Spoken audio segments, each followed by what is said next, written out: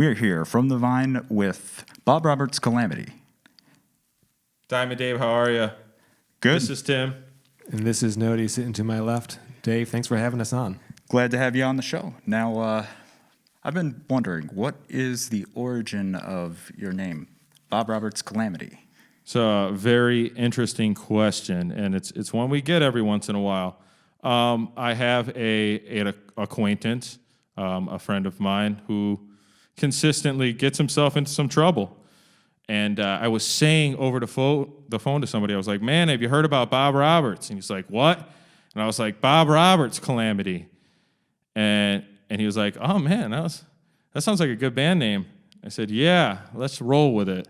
And here we are. But later on, we found a movie with Tim Robbins. Oh, yeah. And why don't you talk about that, Tim? Yeah, Bob Roberts was a movie from the early 90s. Tim Roberts, yeah, a conservative Bob Dylan type character goes on the road singing conservative value songs, like tax the poor. So is that like the Bizarro to Bob Dylan's Superman, I guess? Yeah, it's the Bizarro. It's the Bizarro. Yeah, it's pretty funny movie. I recommend it. I think it was lost in the waves of time because no one has seen it. Tim Robbins, Bob too. Roberts, I mean, he's he's a terrific. legend. So check out the movie. But also, yeah, Bob Roberts, he's likely in trouble right now. I mean, I don't know. So,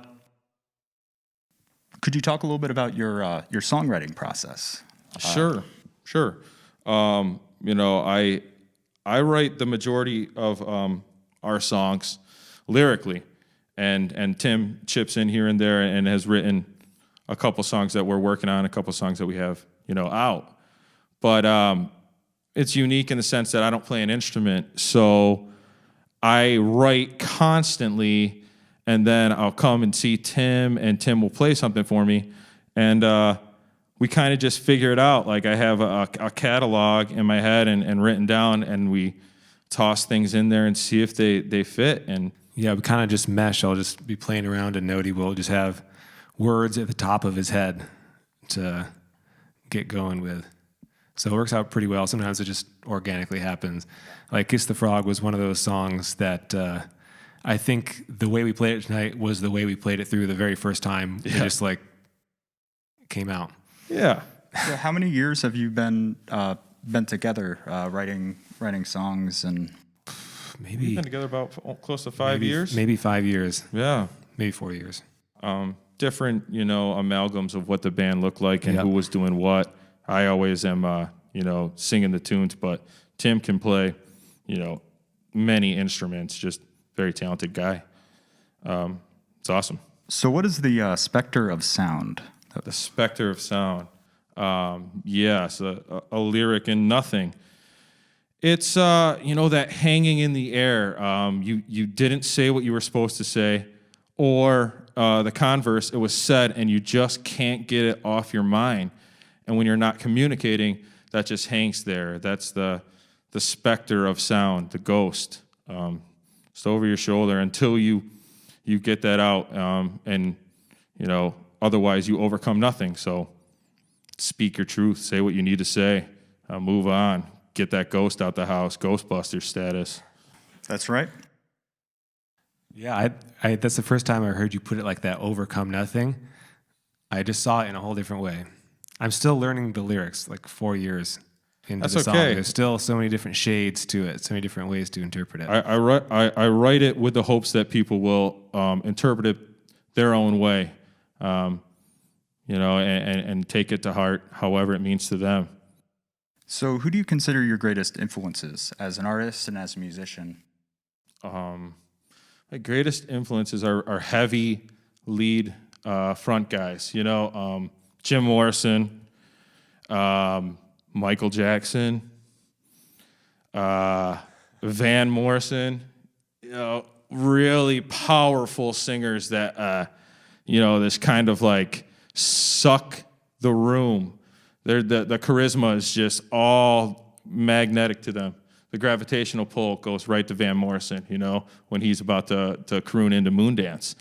Is that where the the phrase prophet of persuasion came from? Your admiration for those types of figures? Those guys that just seem to be untouchable. The rules don't apply to them, and they can do whatever they wish on stage, and it seems like as a celebrity off stage, But in that case,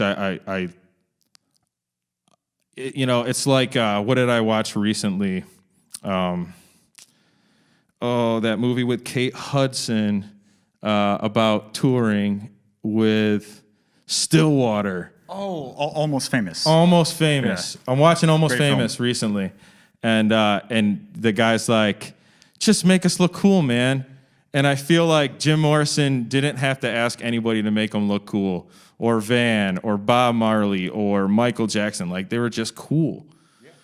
And like, I hope, I don't know. I hope we're cool. Well, there's thought he looked a cool. natural confidence and energy and bravado that your music has and that you have as a performer and as a unit, which I think speaks to your influences, but also indicates something unique. I appreciate that, Dave.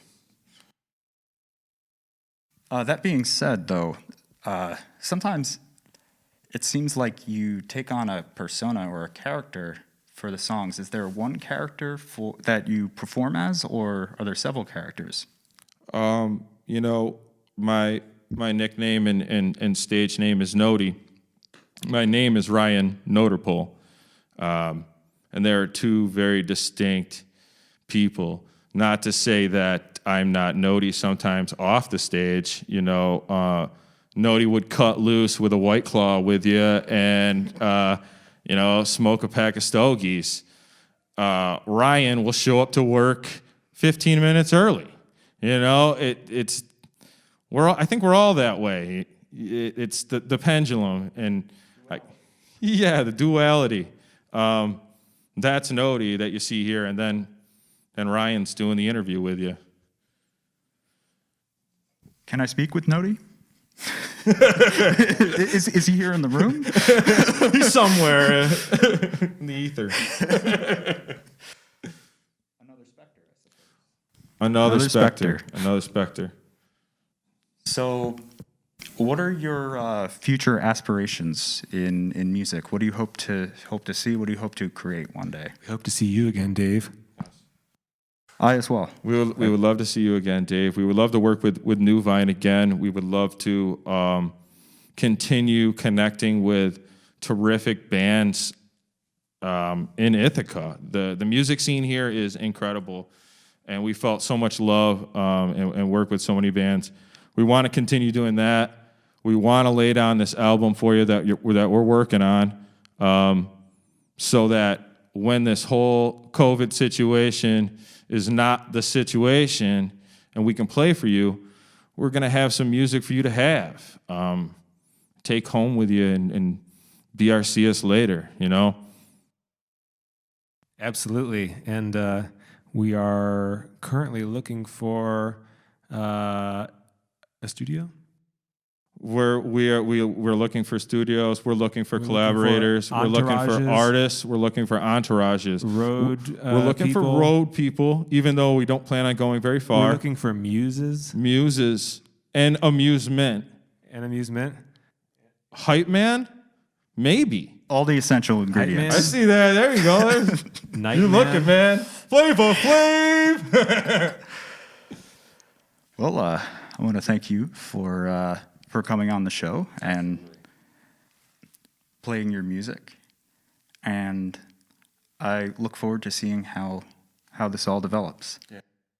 Thanks, Dave. Thanks for having us. This has been From the Vine. Thank you.